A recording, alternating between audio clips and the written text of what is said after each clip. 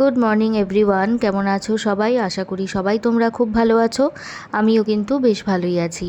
তো আজকে আমার সকাল শুরু হয়েছে ভোর 6:30 থেকে, কিন্তু এখন যখন আমি ব্লগিং স্টার্ট করছি তখন কিন্তু প্রায় বেজে গেছে 9:30। সকালবেলা ঘুম থেকে 6:30টায় ওঠার পর আমার অনেক কাজ ছিল, সেগুলো আমি সব শেষ করে নিয়েছি। এরপর আমি স্নান সেরে ঘরে আসলাম, কারণ এবার আমি আমার গোপালকে ঘুম থেকে তুলবো, সাথে ওর পুজোটাও শেষ করব।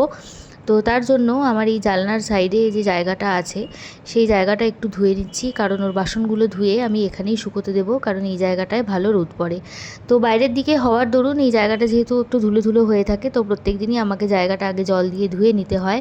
আর যেমন তোমরা দেখতে পাচ্ছ, আমার গোপালের মানে বাসন তো খুব একটা বেশি নেই, দুটো থালা আর একটা গ্লাস আর ছোট্ট একটা ওর বাথটব। এখানে আমার গোপাল ঘুমাচ্ছে, এবার ওকে ঘুম থেকে তুলবো। তো ঘুম থেকে তোলার আগে ওকে যে বেড টেবিলের উপরে আমরা স্থাপন করেছি সেই জায়গাটা একটু ভালো করে মুছে নিচ্ছি, কারণ আমার ঘর যেহেতু রাস্তার পাশে, তো সবসময় ধুলোবালি ঢুকতে থাকে। ভালো করে পরিষ্কার না করলে কিন্তু সাদা ফার্নিচার যেহেতু, সেগুলো কিন্তু সাদা থাকাটা খুব মুশকিল যদি রোজকার পরিষ্কার না করা হয়। তো এখানে আমি আমার গোপালের জামাটা বের করে রেখেছি, ওকে স্নান করানোর পর যেটা পরাবো সেটা, তার সাথে ওর কিছু ছোট ছোট গয়নাগাটি আছে সেগুলোও। তো গোপালকে স্নান করানো আমার হয়ে গেছে, ওকে সুন্দর করে সাজিয়ে দিয়েছি, কিন্তু ক্যামেরা সেট আপটা ঠিক করে করতে পারিনি বলে তোমাদেরকে ভালো করে দেখাতে পারলাম না। যাই হোক, এবার ওকে পুজো দেবো, মানে পুজো দেবো বলতে ওকে ফুল দিয়ে সুন্দর করে সাজাবো, ফুল আর তুলসী পাতা দিয়ে। তো সাজানোর পর ওকে কেমন লাগছে তোমরা দেখো। এই আমার ছোট্ট গোপাল, ওকে দেখতে কিন্তু খুব সুন্দর লাগছে। এরপর গোপালকে সামনে ভোগ দেব। তো যেহেতু আজকে মানে প্রত্যেক দিন ওকে বিস্কিট দেওয়া হয়, আজকে যেহেতু বিস্কিট আর মাখন নেই, তাই আজকে একটু আমান দিয়েই কাজ চালাতে হচ্ছে। এরপর আমি একটু ধূপধুনো দেবো আর প্রদীপ দিয়ে আরতি করব। যেহেতু বেড টেবিলের উপরে ওকে রাখা, তাই ধূপকাঠি তো খুব একটা বেশি দেওয়া যায় না, ওই জন্য ধুনো দিয়েই কাজ চালাতে হয়। যাই হোক, এখানে আমার গোপালের পুজো দেওয়া সমস্তটা রেডি। এবার চলে যাব রান্নাঘরে। কিচেনে আসলাম, এবার আমার সকালের ব্রেকফাস্ট যেটা আছে সেটাও রেডি করব, এবং তার সাথে দুপুরে আমি যা যা খাবার খাবো সেগুলো আমি আগে থেকেই রেডি করে রাখবো। আমি এখানে একটুখানি স্যালাড কাটছি, আর তার সাথে সাথে রাত্রেবেলা আমি একটু চিয়া সিড আর ফ্লেক্সিড ভিজিয়ে রেখেছিলাম, তার সাথে একটু হালকা গরম জল মিশিয়ে সেটা খেয়ে নেব। তো স্যালাডটা কেটে রাখছি এই কারণে, দুপুরবেলা আমি একটু ছোলার স্যালাড খাবো, তার জন্য আমার বেশ কিছু সবজি চাই, শুধু শশা নয়। কিন্তু যেহেতু বৃহস্পতিবার, ওই জন্য পেঁয়াজটা আজকে স্কিপ করে যেতে হবে। বাকি যা যা সবজির দরকার সেগুলো আমি বিগ বাস্কেট থেকে অর্ডার করে দিয়েছি। ততক্ষণে আমি ছোলা আর শশা এই দুটো জিনিসকে একটুখানি পিঙ্ক সল্ট আর ব্ল্যাক পেপার দিয়ে মিক্স করে নিচ্ছি। আর এই কাজটা করতে করতেই দেখলাম বিগ বাস্কেট থেকে ডাকাডাকি করছে, কারণ ওদের অলরেডি ডেলিভারি এসে গেছে। তো ঘরের কাছে গিয়ে দেখলাম মোটামুটি যে কটা জিনিস আমি অর্ডার দিয়েছিলাম সব কটা জিনিসই কিন্তু চলে এসেছে। অ্যাকচুয়ালি এই জিনিসগুলো অর্ডার দেওয়ার কারণ হচ্ছে, যেহেতু মেডিকেল কন্ডিশনের জন্য আমি একটু ওয়েট গেইন করেছি, এবার আমাকে আস্তে আস্তে মানে আবার ডায়েটটা শুরু করতে হবে। তো সব জিনিস আমি একবারে কিনে স্টক করে রেখেছি, যাতে বারবার করে আমাকে বাজারে না যেতে হয়। তো কী কী জিনিস আমি কিনেছি আমি তোমাদের সাথে শেয়ার করব। একেবারে ঝুড়িতে এগুলো আনপ্যাক করতে করতেই দেখাই। প্রথমেই আনপ্যাক করলাম যে প্যাকেটটা, সেটার মধ্যে ছিল লেবু, এরপরে দিয়েছিল গাজর। আর এই এত রকমের সবুজ শাকসবজি আমি অর্ডার করেছি, তার কারণ আমার কিন্তু মানে শাকসবজি জিনিসটা বেশ ভালো লাগে, বিশেষ করে ভেজ স্যুপ যেটা, সেটা কিন্তু খেতে আমার বেশ ভালো লাগে যদি তার মধ্যে অনেক রকমের সবজি থাকে। এরপর একটা প্লাস্টিক ওপেন করলাম, তার মধ্যে ছিল পুদিনা পাতা, এরপরে আছে ব্রোকলি। আর বিগ বাস্কেটের সবজিগুলো আমি দেখেছি তুলনামূলক ব্লিঙ্কিটের তুলনায় বেশি ফ্রেশ হয়, তো সেই কারণেই বিগ বাস্কেট থেকে আগের দিন রাত্রে অর্ডার করে রেখেছি। তারপরে অর্ডার দিয়েছিলাম পালং শাক, কিন্তু এখানে একটা ভুল বোঝাবুঝি হয়ে গেছে, ওরা পাঠিয়ে দিয়েছে পুঁই শাক। ঠিক আছে, সেটা আমি না খেলেও বাড়িতে আরও যারা সদস্য আছে তারা ঠিক খেয়ে নেবে। এরপরে একটা বাঁধাকপি, এছাড়াও ছিল মাশরুম আর ছিল কর্ন, আর এই প্যাকেটে ছিল 4টে বিটরুট। তো এবার সবজিগুলোকে আমি আনপ্যাক করা তো হয়ে গেছে, এবার এগুলোকে ধুয়ে এই কাপড়ের মধ্যে রেখে দিচ্ছি, যাতে জলটা এই কাপড়টার মধ্যেই সোক করে নেয়। যেটা বললাম, যেহেতু আমার ভেজ স্যুপ খেতে বেশ ভালো লাগে, আর তার মধ্যে যদি এরকম রং বেরঙের হরেক রকমের সবজি থাকে তাহলে তো কথাই নেই। তো আজকে রাত্রে একটু ভেজ স্যুপ বানানোর ইচ্ছে আছে, তো দেখা যাক কী হয়। এরপরে এই যে পুদিনা পাতাগুলো আছে সেগুলোকে আর জল দিয়ে না ধুয়ে ওই প্যাকেটের মধ্যে ভরেই রেখে দিলাম, কারণ জল দিলে কিন্তু পুদিনা পাতা পচে যায়। এরপরে একটুখানি আমি কফি খাবো, তাই জন্য একটা পাত্র চাপিয়ে দিয়ে তার মধ্যে জলটা ফুটে যাওয়ার পরে কফি দিয়ে দিলাম। আমি এখানে ব্ল্যাক কফি খাচ্ছি, আর তার সাথে আমি মিশিয়ে নেব 2-3 চামচ ঘি। এই ঘি দেওয়া কফি শরীরের পক্ষে কিন্তু ভীষণ ভালো, তোমরা চাইলে নেটে সার্চ করে নিতে পারো। এরপর যেটা করব সেটা হচ্ছে শাকসবজিগুলো কাটতে বসেছি। তো সবার আগে বিটরুট, গাজর, ব্রোকলি এইগুলো যেগুলো আছে সেগুলোকে আগে একেবারে কেটে স্টোর করে রাখছি। তার কারণ প্রত্যেক দিনই এগুলো এখন আমার রান্নায় ইউজ হবে, যার কারণে এগুলো কাটতে অনেকটা সময় নষ্ট হয়। তো কেটে রাখা থাকলে সময়টা অনেকটা বেঁচে যায়। তো এরপরে হচ্ছে আসি রান্নার ব্যাপারে। শাশুড়ি মা আজকে বাড়িতে না থাকায় রান্নার দায়িত্ব আমার উপর। তো যেহেতু বাড়িতে আরও অনেক কাজ আছে আমার, তো সেই জন্য রান্না মাত্র 2 পদই হবে। আর আজকে যেহেতু নিরামিষ, ওই জন্য বাড়িতে মাছ মাংস কোনোটাই হবে না, পুরোটাই নিরামিষ হবে।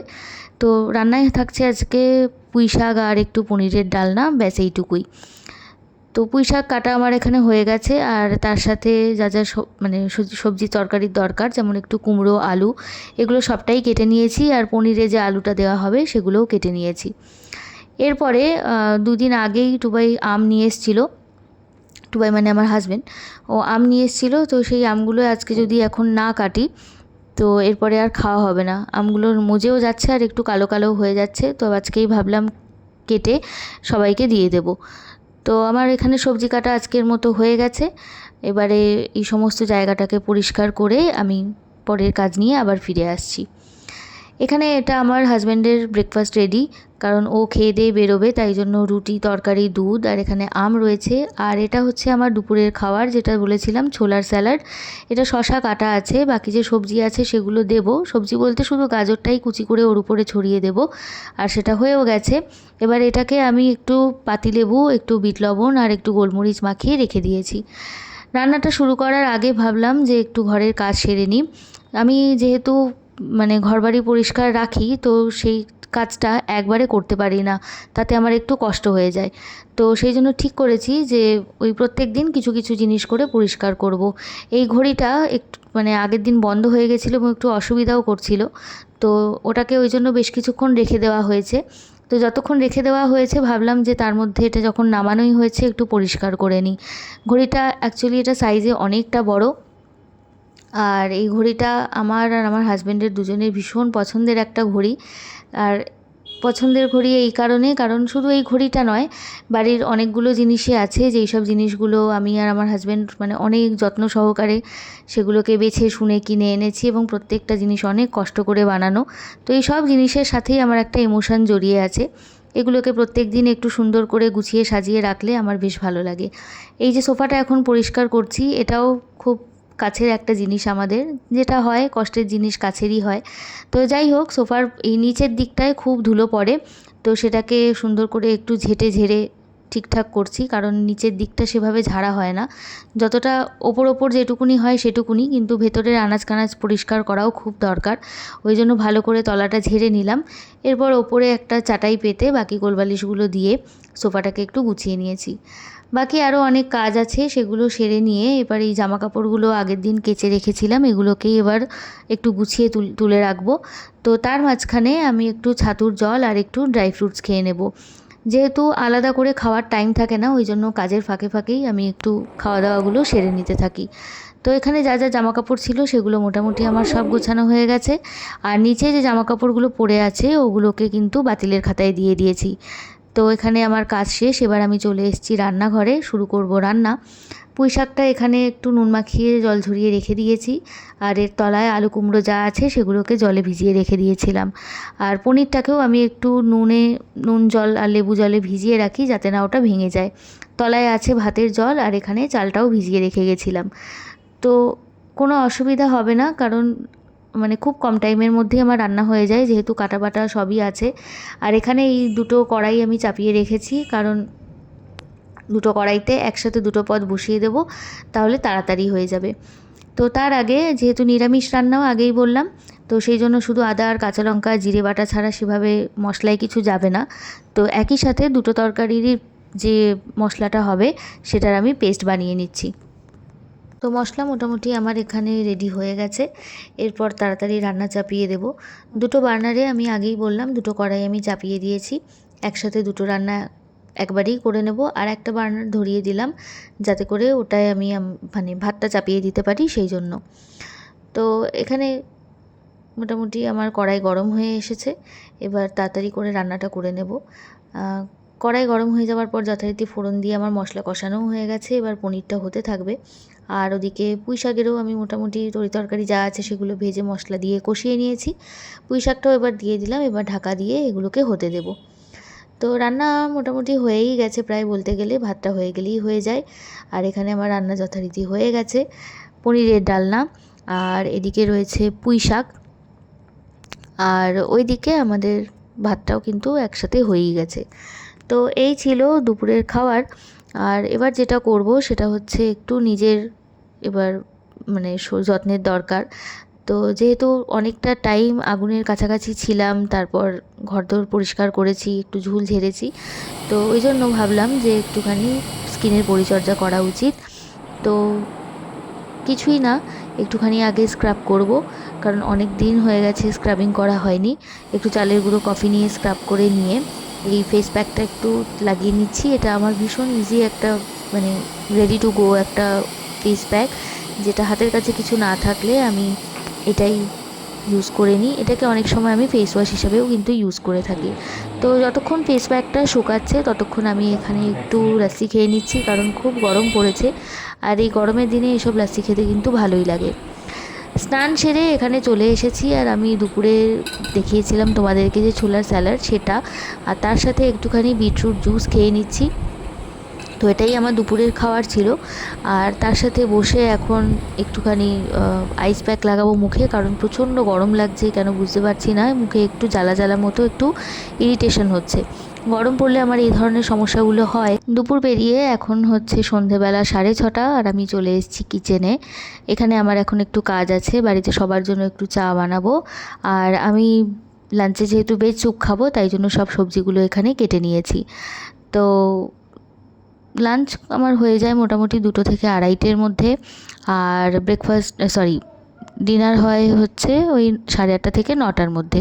তো চা বানানো হয়ে গেছে, এখানে আমার স্যুপটাও প্রায় ফুটে উঠেছে, প্রায় রেডি বলতে গেলে। তো এখন আমরা ডিনার করব। ডিনার করতে করতে বেজে গেছে প্রায় 9:30। তার কারণ আজকে আমি আর টুবাই একটু বেরিয়েছিলাম সন্ধ্যের দিকে। আমরা গেছিলাম একটু ডাক্তারের কাছে, আমাদের একটু অ্যাপয়েন্টমেন্ট ছিল। তো সেখানে মানে সমস্ত কাজ সেরে ডাক্তার দেখিয়ে আমাদের ফিরতে ফিরতে প্রায় 9:30 বেজে গেছে। এখানে আমার স্যুপ রেডি, আর এখানে টুবাইকে দিয়ে দিয়েছি, ও আবার খেয়ে দিয়ে একটু বেরোবে, ওর কাজ আছে। আর আমি চলে এসেছি এখন ডিনার সেরে ঘরে। তো বাকিদেরও সবার খাওয়া দাওয়া হয়ে গেছে, সবাই মোটামুটি শুয়ে পড়েছে। আমি এখন লাস্ট একটু এই একটা জিনিস খাবো। আমার ননদ এসেছিলো আগের সপ্তাহে না, মানে এই সপ্তাহেই, আগের দিনই তারা বাড়ি চলে গেছে। তো সে এসে, যেহেতু সেও মোটামুটি ডায়েটেই থাকে, আমাকে একটা ড্রিঙ্ক সাজেস্ট করেছে যে শোয়ার আগে এই জিরে জল যেটা আছে সেটা খেলে নাকি খুব তাড়াতাড়ি ফ্যাট বার্ন হয়। তো এখন সেটাই এনজয় করছি। আর আজকের ব্লগ এই পর্যন্তই। কেমন লাগলো অবশ্যই জানিও, এবং সবাই ভালো থেকো।